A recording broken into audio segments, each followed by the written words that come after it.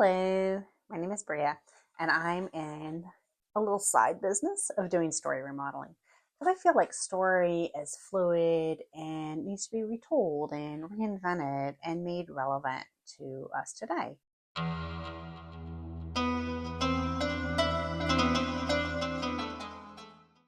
This is a modern, hard world. People are suffering, and there's something really magic about stories, right?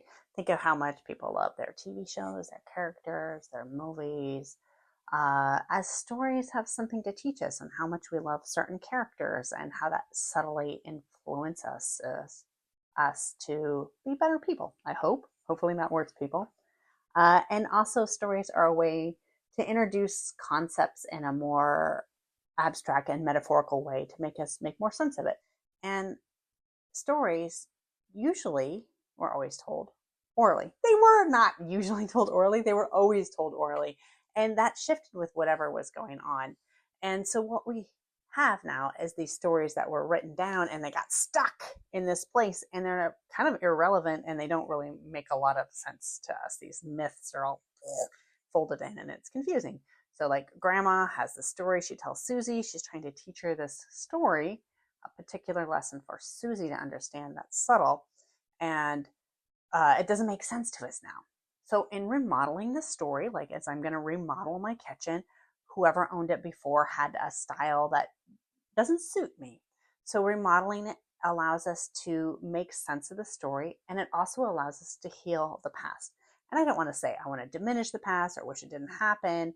And the past of these stories uh, gives us a lot of weight and heaviness. And these myths and fairy tales are full of rape, violence, guilt, shame, abuse.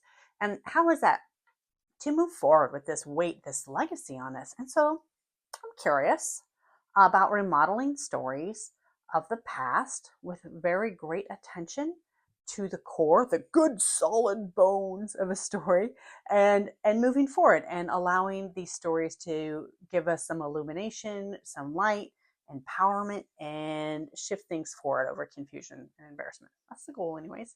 So the story I'm going to remodel just a wee bit. It's a pretty solid story. Doesn't need a lot of work. Maybe just a paint job. Is just a little section from the myth of Demeter in Homer's hymn to Demeter.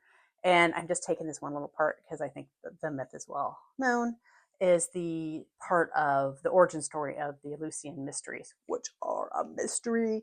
This has never been resolved. Perry Mason is still out on the case.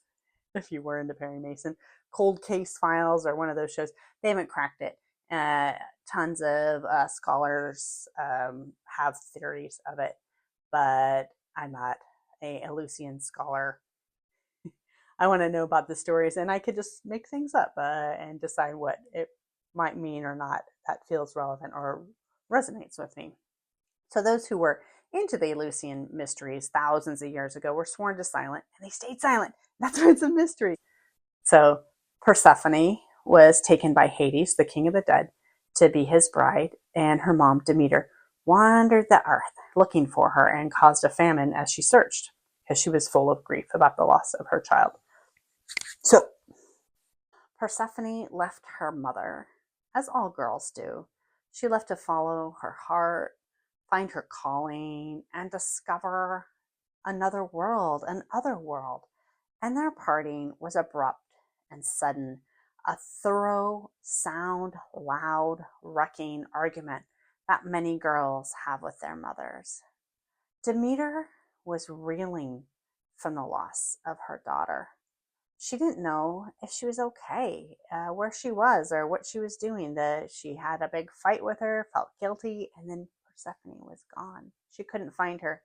And so this very ancient goddess from the beginning of all things fell into a deep grief, a madness nearly, as grief does feel like madness when we're full of despair about losing someone we love. Was her daughter dead? Was she safe? Was things going okay? Would anybody tell her where her daughter was? She loved this bright child of the spring and flowers, and she left without a word, and she just felt the death and loss of this bright child of hers. Remember when you fall into a rage and you feel misunderstood and you're full of this grief and hurt? It's a little bit of a similar. Take care. So in Demeter's grave, there's no life on earth. No plants are growing, no trees have their buds, and the earth is dry and barren while she's in this grief about the loss of her daughter, and the gods are staying silent. They're not going to confess that they know where Persephone went. So she's wandering around from town to town looking to see where her child is. And as she traveled, she wore the appearance of an old woman. And she stopped by the town of Eleusis. And I'm imagining she might have had a vibe of radiance of the gods because the king's daughter went to the well to get their water and they saw this old lady and she must have had a vibe because I bet they didn't pick up every old lady by the well. And they brought her home to mom.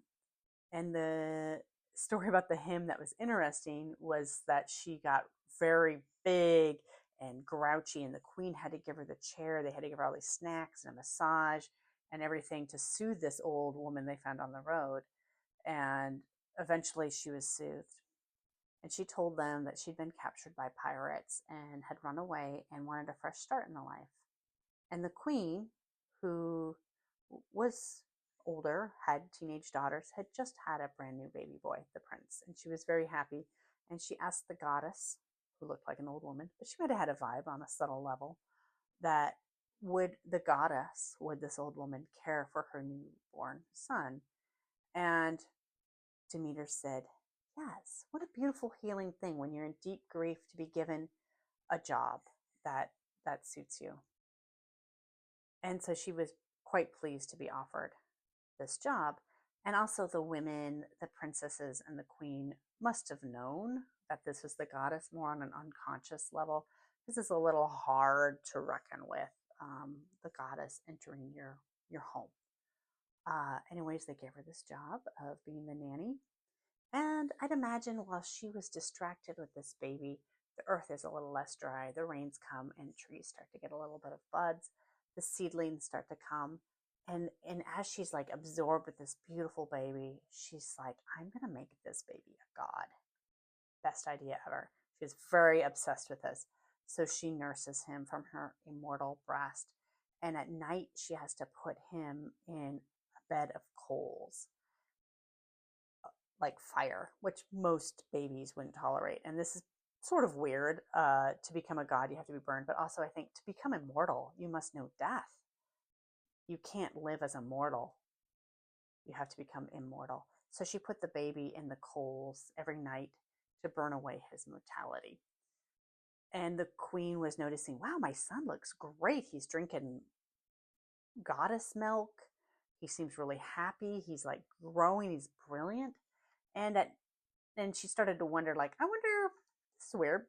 And she goes at night and peeks into Demeter's room and sees Demeter pop her son into the fire. And this is natural. Anybody would freak out. Any of us small mortal minds would be upset about this. And she bugs out. And Demeter is really pissed off too, because she's like in this process. You have to maybe be very focused when you stick babies in ovens. And she was like, he would be immortal. And she has a big meltdown. And the woman realizes, oh, consciously, this is the goddess. I really messed this up. And she lays on the ground. I imagine like how that would be if you've got like the goddess there yelling at you. You might be having a hard time. She's laying on the floor. The baby's okay. Baby's okay. Demeter gave a blessing to the baby. And Demeter said, you know what?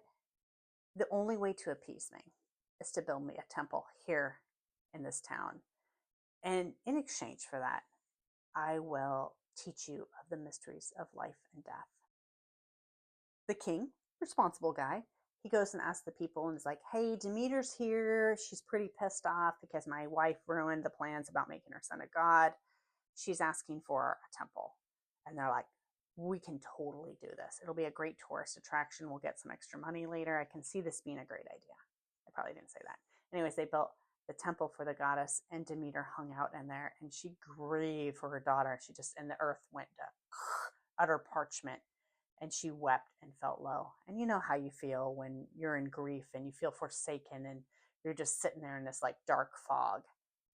But you don't quite have the power of the goddess. But you feel that like death, like there's nothing growing, there's no life anywhere.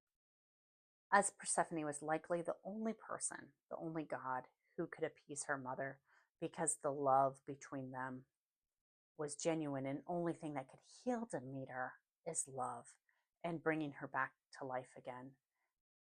So Persephone felt the calling of the despair of her mother and returned to her mother on her own. She doesn't need any intervention.